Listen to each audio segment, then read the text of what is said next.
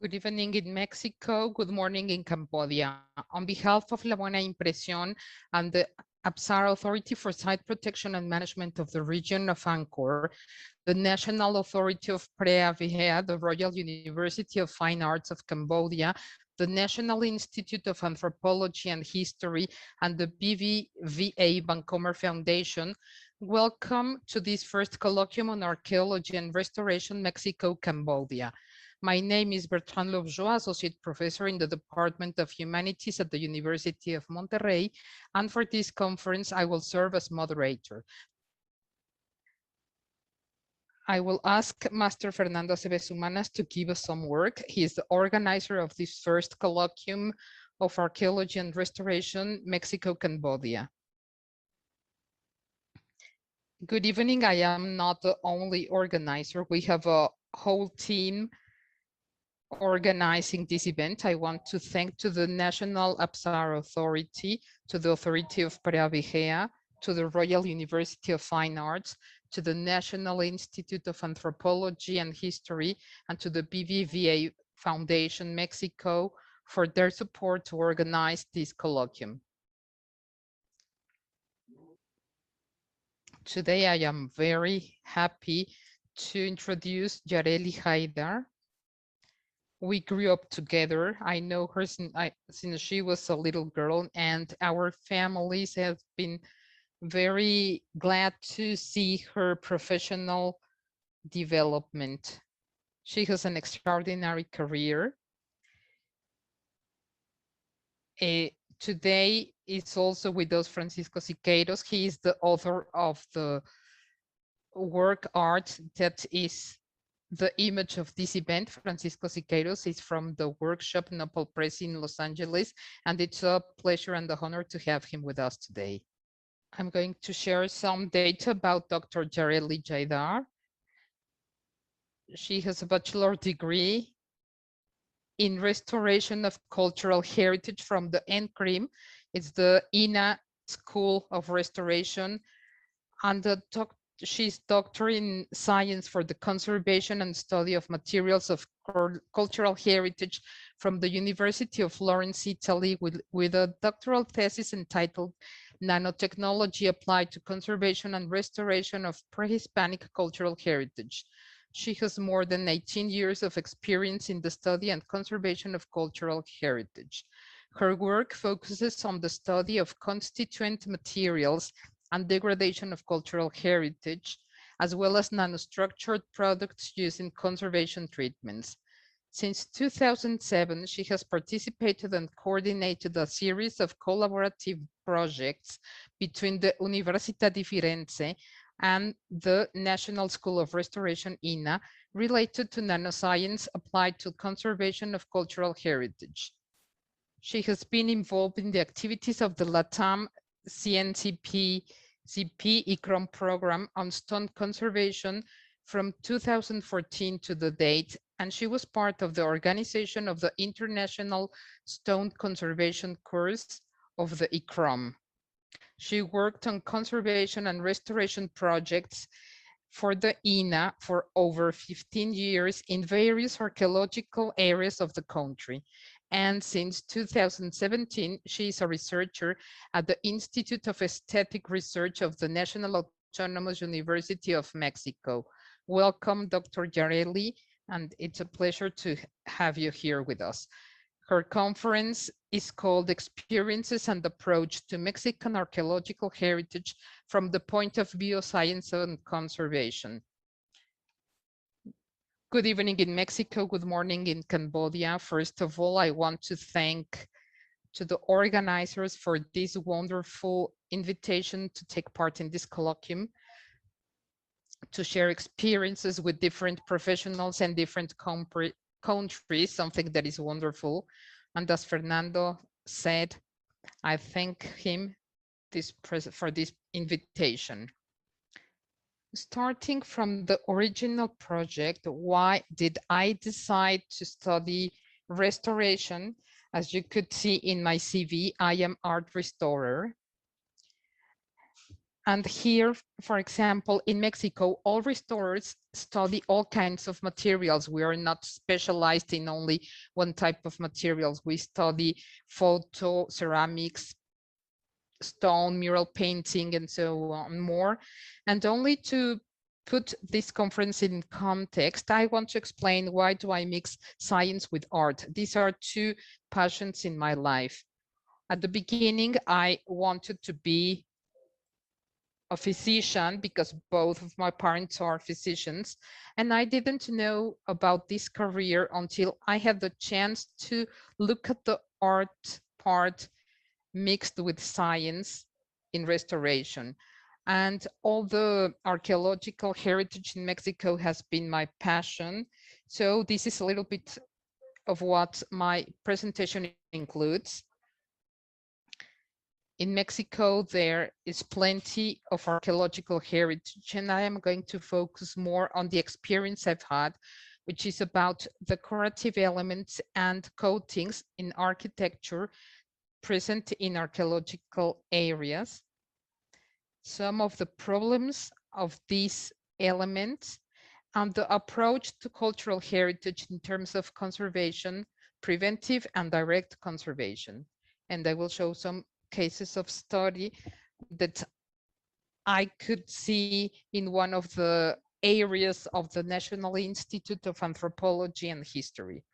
I've worked in an interdisciplinary project along different stages, and I have been able to combine these two points of view, how to undertake cultural heritage. And I will look forward for your questions.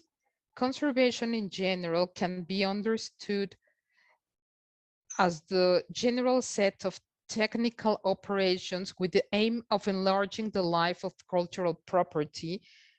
And this is what I was interested in since the beginning, because this, instead of treating humans, is to treat art and remains. And this is made respecting the physical integrity and the information and respecting the meaning.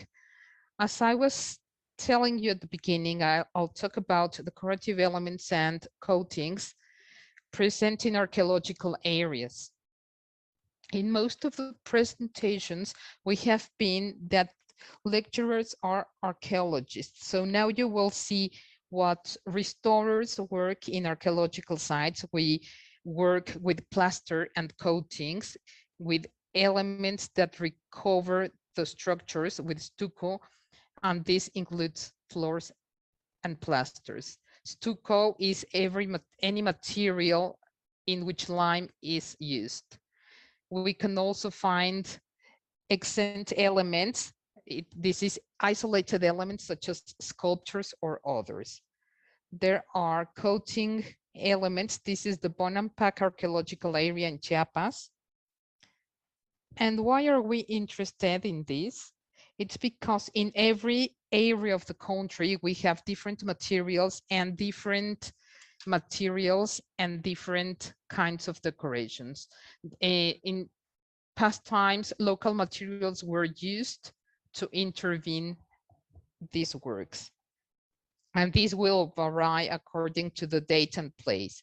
Here we have the murals from Teotihuacan, which have certain pigments, or there are others as those found in Cacaxtla, Tlaxcala. These are some examples. It's not mural painting, but these are some decorative elements that can be found in the pilasters in different archaeological areas. These elements not necessarily need to have colors. We can find different drawings on plaster that can even end up being a history or a description of a fact. Here we find again the area of Ekbalam in Yucatan. And here we can see these stucco coatings. And these can have or not polychromy. These are called patoles, which resemble a game, a pre-Hispanic game, and some symbolic elements. This is what we meant as modeled elements. These are some architectural elements made with plaster, lime plaster. And these elements can have color or not. These can be found inside some rooms or halls. Other elements in the archaeological site of Ekbalam. These are some elements found on corners in buildings. These have different elements like the monster of like the earth monster and other elements. And some are just decorative elements in different architectural parts. These are some details on the main facade in the archaeological area without polychromy, but these have extraordinary elements made with the materials. There were also reliefs on stone, carved on the stone, and the materials, the constituent materials change in the different areas. Here we find sandstone, and there we can see chac. This is in the archaeological area of Chicana in Campeche. And to the right, we see a picture of the archaeological area of Mayapan in Yucatan. Those works in stone is very important, even though they date from different times. This is the archaeological site of Hormiguero in Campeche, and there is a representation of the earth monster. That's the mouth of the monster. We can see the fangs, the eyes, and all the associated elements to that representation. This is another example of another zoomorphic figure and sculpture in the area of Chicana, Campeche. And there is the detail of another one. This is found in Yucatan. These are representations of the god Chac, the god of the rain. And we can see entire facades with these materials. All of these have different technologies. This is the archaeological area of Mitla in Oaxaca. And these stone reliefs can be in inner parts or on the outside. And they can be worked for meters and meters. And these have been carefully carved and require special treatments for their care. Another example, as we can see here, and as you could see in the first conference of this colloquium, this is Teotihuacan. There is another stone material which is called basalt, and it was polychromed. This belongs to the temple of Quetzalcoatl in Teotihuacan in the state of Mexico. As you can see, the weather changes and therefore the materials and techniques.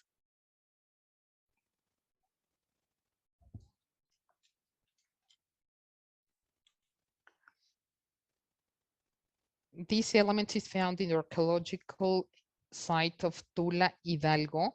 It has different elements. These are carved on stone. They had not a base for preparation, so the pigment was placed directly on the stone.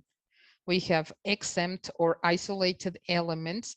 Some of them can partially be adjoined to the structure and some are isolated. These are the famous Chacmol sculptures in Chichen Itza, Yucatan, or some details in the archaeological site of Ekbalam.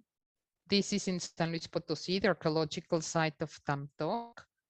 This is a great element. This was carved in only one piece of stone, and some are other structures isolated. This is to have an idea of the materials we deal with. Some stele full with writing elements of the Mayas. This is from the areas of Calakmul and El Palmar in Campeche. Here is another example in Chichen Itza, Yucatan. In the Temple of Warriors, we can see different individuals, and these are unique. This is not a model that is repeated. Each one is unique, and each one depicts a warrior. Here we can see the warriors. We can see the details here. All of them used to be polychromed, but they lose the color. These were found in a previous constructive stage, which is found inside the temple. And this way we can see how they preserve the polychrome elements.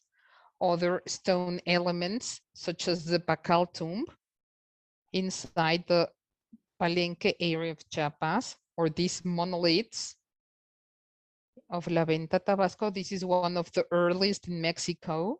This is from the Olmec culture, or this great Tlaloc, which is found in the city of Mexico at the entrance of the National Museum of Anthropology and History. The objectives to approach to this cultural heritage is to identify the constitutive materials of this cultural property, how were they used, and how can we use them in restoration works. Also to determine the degree of decay of the cultural property to deal with. I've showed you a wide range, and this will help us to determine the materials and treatments to solve the problems of conservation of each of these examples. And something very important is that we do not intervene any piece alone.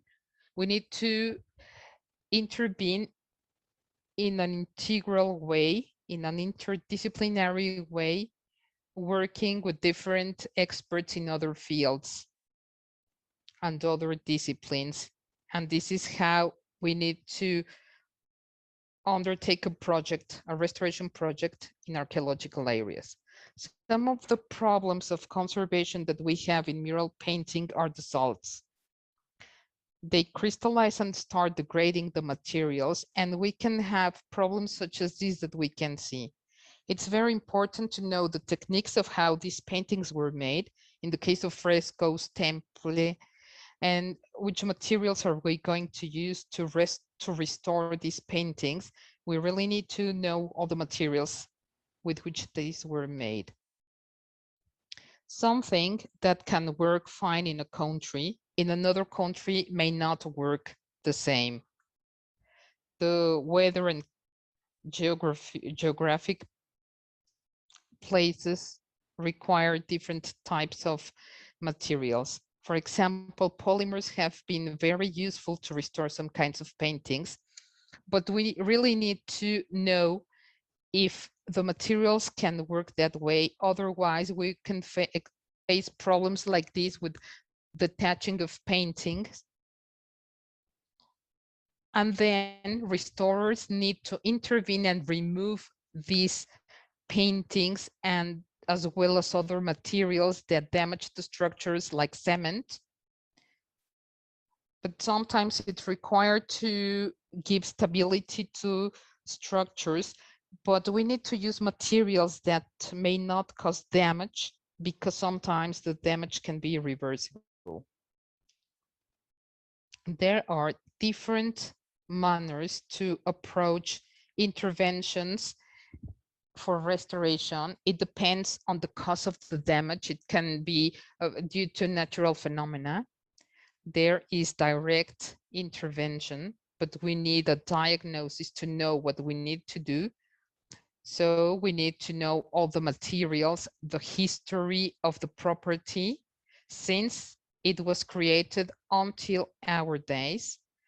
We need to locate the property, to know if it has tourism, which are the weathering causes of decay, and so on. So we need to investigate and to apply the correct materials for restoration, as well as to be careful with the criteria for the restoration. There are international criteria that are used worldwide. And one of the basic criteria is to have a minimum intervention, to use compatible materials, and that these materials can be reversible in order to retreat the property if needed. The methodology to approach the restoration of this cultural property can be given with the support of scientists and other disciplines to identify the constitutive materials, to evaluate the degradation, or to know which materials have been used in previous restorations. We need to know what has happened with the property, and we not always can have materials information available. We can pose the use of new materials to treat the problem that has been detected, and then we need to evaluate the efficiency through small tests. And we need to work, as I have mentioned, with different disciplines. For example, with mural painting, we need to analyze through different testings to know about the agglutinant, which is the material that brings together the different pigments. And this is one of the studies of paintings in a place that we are going to see later. Some materials that have been degraded, we need to evaluate. For example, here some salts were damaging the sculptures, and we need to know that in order to use the adequate materials. This is the identification of polymers applied on surfaces.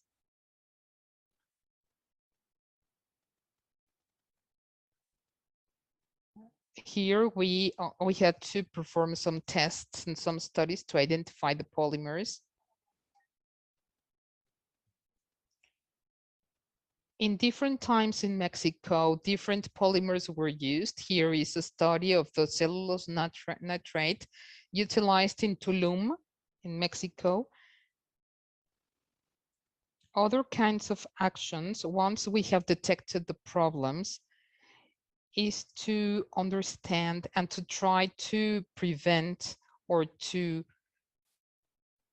apply the actions of preventive conservation. In most of the archaeological sites, water is a problem. So first we need to deviate and channel water so that water does not continue affecting the monuments. Sometimes we need to add elements to cover the structures to prevent water to continue deteriorating plasters and paintings, and we can protect the roofs, and we can protect the floors, and we also need to use different methods to take water away from the buildings. This is in Tlatelolco, in the middle of Mexico City, and that is mural paintings.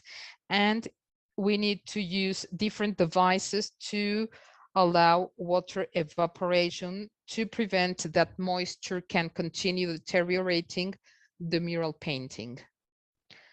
The same is made with stucco elements, that is to open spaces to interrupt the passing of water through the monuments. And these are some of the technical resources used in prevention in different archaeological areas. Another one has been to recover some areas using thin layers of limestone, reproducing the texture of the stones. And this way we are going to protect the materials And this is called like a sacrifice material, which is added to prevent deterioration on the original materials. This is in Rio Bec, Campeche. This element, this decorative panel, is the facade of entrance to a monument, and the jungle had grown over the monument, and thanks to research it was possible to restore this monument, and it was recovered with sacrifice materials. And then the salts are deteriorating the new materials.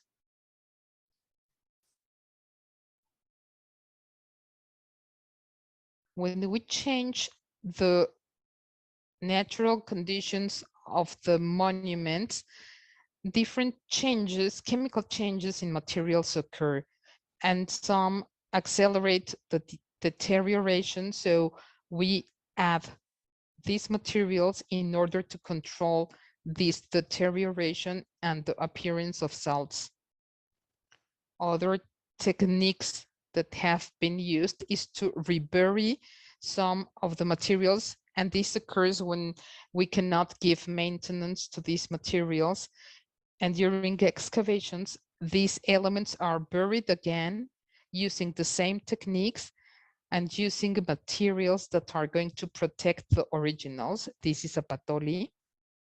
And this was reburied as it was not exposed to the public, so all the procedures for its conservation were performed and it was reburied. These materials can be liberated again.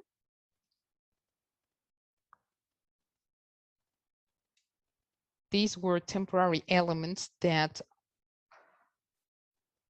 were discovered during an archaeological intervention. And these had some materials, and these had to be protected before the vegetation would grow again and damage these paintings. Here there was a landslide, and these elements had to be protected. In other cases, this is the case of Mayapan in Yucatan. This was a floor that was decorated, and it had different conservation problems. This was in charge of Dr. Claudia Garcia. And with her restoration team, they cleaned the painting, they made a copy, and they reburied the element. What is made here is to rebury the archaeological element, and the copy is placed so that the visitors can appreciate it, but it's not the original. The original has been reburied in order to preserve it.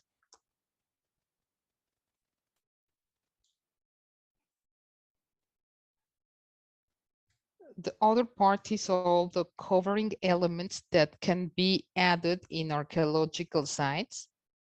And this is the placing of roofs and covers to preserve archaeological elements. There we can see the Templo Mayor in the middle of the Mexico City, and in other places with different weathers.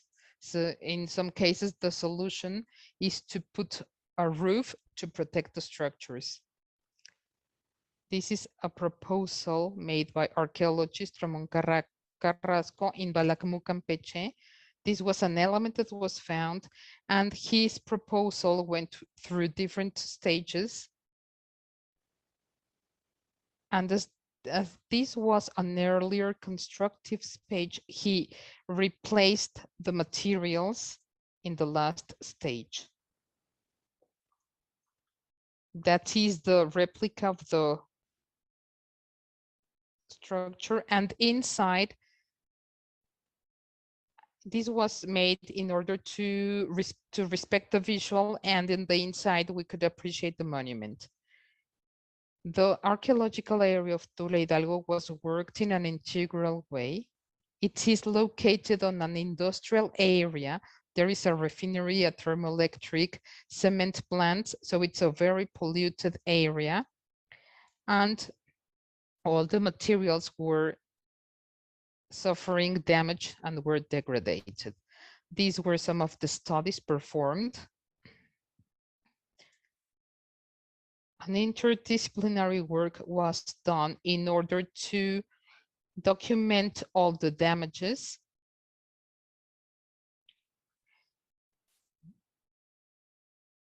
And at the beginning of this colloquium, we mentioned, Master Fernando mentioned that register is basic to preserve the heritage. Here are all the examples of the register and of the tests performed. Here, they also changed the cover. This was made at the moment of the excavation, and along the years, well, it didn't work any longer. Here we can see the degree of deterioration. It lost the polychromy and it began to be more degraded. All the restoration processes were undertaken. It was cleaned, the polymers were removed, they were brought together again on the place, and in some moment all the materials, all the drawings were recovered, and the reading could be recovered after these works. This is part of the change of the roof. At the beginning, it was like that, and these are pictures of the process of the construction of the new roof. And all the architectural elements were armed again. In this archaeological area, the work with the biology area was very important, not only to identify all the materials, but also to put special covers in order to prevent fires, and also to place green walls made with plants so that the wind would no longer damage the materials. This also helps to reforest the area, and this was made with original trees and plants from the area. This is part of my research for the doctor degree, which is the nanomaterials. These are used for consolidation. This is like the images presented at the beginning. Calcium hydroxide nanoparticles, which is water with lime. And these materials has been used to consolidate mural painting for a long time, but this is made at nanometric scale. So materials become more reactive.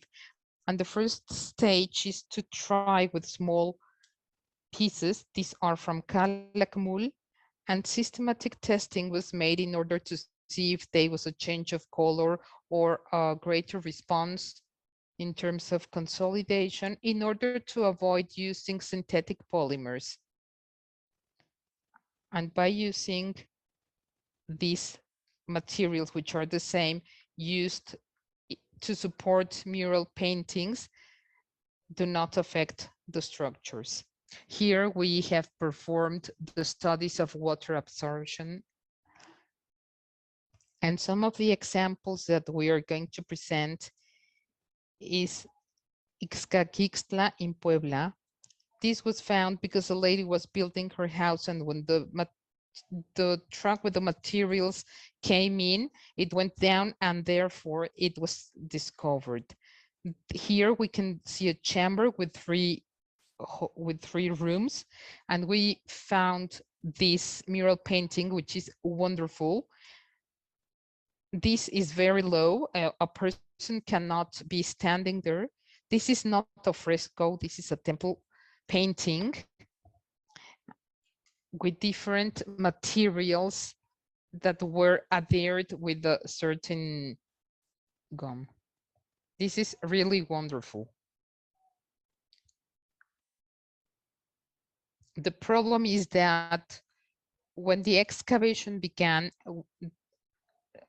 it was discovered that all the painting was being lost due to the salts.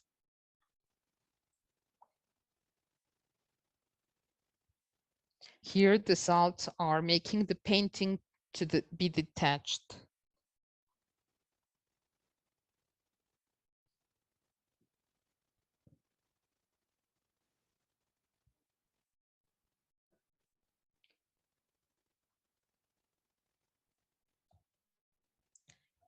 Also, there were other problems that were affecting the painting in the tomb. All the stucco was detaching complete and we were losing the painting. So with this material was treated with the nanoparticles. And we also made all the preventive restoration works. And this is just to show you how fast the degradation of the mural painting has been done. We had to apply treatments to remove the salts and to fix the color on the surface again. Everything using different treatments and different nanostructured materials. And here you can see the before and the after of some of the treatments applied on this mural painting. This is another example. As you can see here, the disgregation caused by salts, it's very hard. This is when we were determining the concentration of the materials to be used. And as you can see, the recovery of the adhesion of the pigment to the wall is wonderful. And therefore we could know all the next steps. Do you remember the columns that I showed you in Chichen Itza at the beginning? In this substructure, the pigments were supported, were just adhered through salt. So we had to perform different studies, one of them by Dr. Claudia Garcia, which is responsible for this site, and all the consolidation tests were made. They performed monitoring for various years, studying all the salts, and here the preventive restoration was fundamental. So that's why it is important to work with interdisciplinary teams. And that's adequate in order to understand all the problems faced by this property. These are some of the paintings found in the archaeological area of Calakmul in Campeche.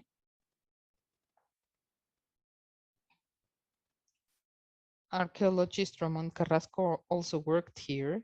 And these are some of the problems that mural painting faced. And below we can see the consolidation of these paintings. These are other examples. And something very important has been working with the restoration schools, the School of Mexico City, the school in Guadalajara, and the school in San Luis Potosí, where they are learning to use all these nanostructured materials to be applied in cultural heritage. Another material that has been widely used is in the case of the Tlaltecutli found at the Templo Mayor. The restoration was made by Maria Barajas after the discovery of Dr. Leonardo Lopez Luján. They did a spectacular work on that stone. And I just intervened some years ago when Diana Medellin was in charge of the maintenance of this stone. This stone is exposed inside the museum. It's a large monolith and dust is deposited on the surface. So twice a year it has to be cleaned. This has been consolidated. The painting coat has been consolidated, but we need to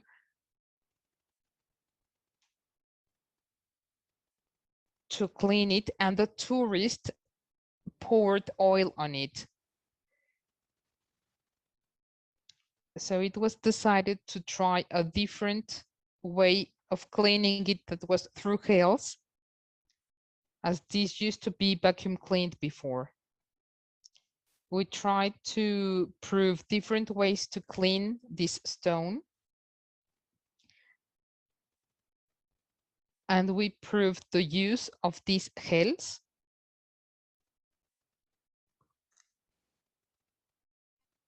This hail is made with distilled water and some other substances, and it was used to remove the dust, especially in those areas with reliefs,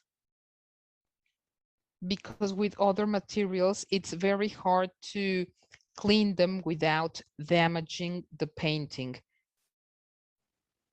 As you can see here, this hail is a chemical hail,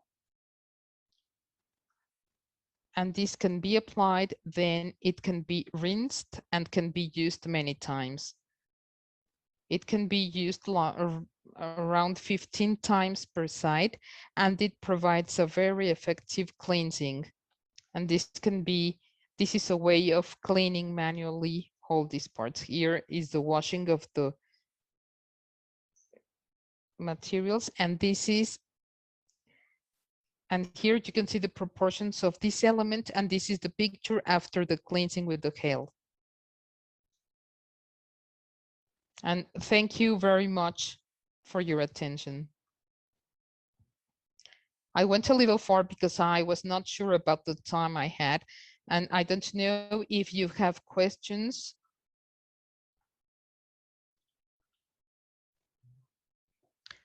First of all, thank you to Dr. Yareli Jáidar for this presentation about the techniques of conservation applied to different archaeological contexts in Mexico. Thank you very much, Doctor.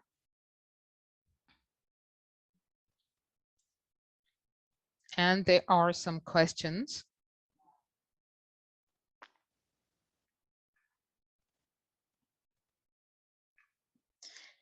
One of the questions is asking if there were human remains in the tomb with the little animals.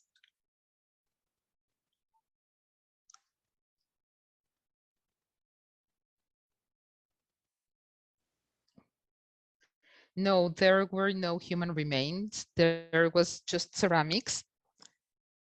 The images I showed you were from the main chamber, and only ceramics and some stones were found, but no human remains. In that area, there is no archaeological evidence. So everything is at the level of the soil. So the only valuable that we found was this magnificent mural painting, which faces a great problem because it's in a particular property and we cannot access to the site. And it was intended to make a copy to be visited, a copy on the surface. But it cannot be accessed because it's not very high and hardly a person can go in to visit it.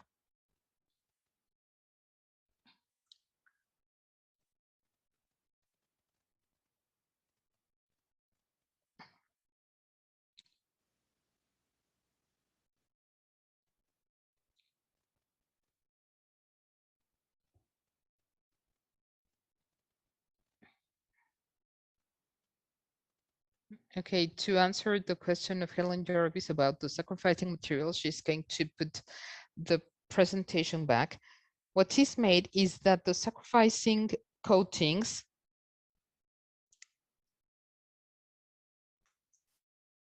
can be used like putting a protective coating. For example, in the case of stone, the problem here was the quality of the stone,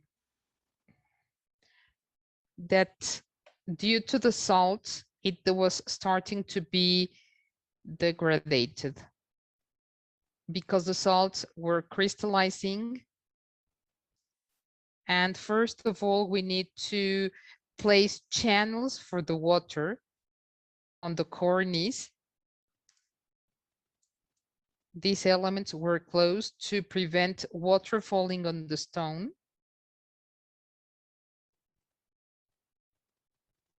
And the stone was consolidated with water with lime, improving the percentage of calcium until the stone was stable. This was made along 2 months until the stone was stabilized again. Then we had to place a lime mortar coat of around 1 centimeter with very few lime. And then the relief is marked and we leave it very porous so that crystals can be formed on the outer part. And when these salts start to harden, what they break is the sacrificing material. In this case, we can see the thickness of the coating, and there we can see the salts crystallizing on the surface of this coating. So we lose the coating, but we can replace it again. And this is only made when there is no much chance to control the salts. First of all, we should need to control the causes, but if we can't, we can constantly be placing these sacrificing materials to prevent causing damage to the original structures. I don't know if this explanation can answer my question. We are going to close the session now. And we are inviting all of you to accompany us tomorrow. Tomorrow we have the conference of Dr. Fu Chan, who is going to talk about the works, the restoration works in Angkor Thom. It's going to be very interesting. So we look forward seeing all of you tomorrow through the channel La Buena Impresión in YouTube. And for further information, you can check the Facebook page of La Buena Impresión. And thank you very much to Dr. Yareli Jáidar for her presentation.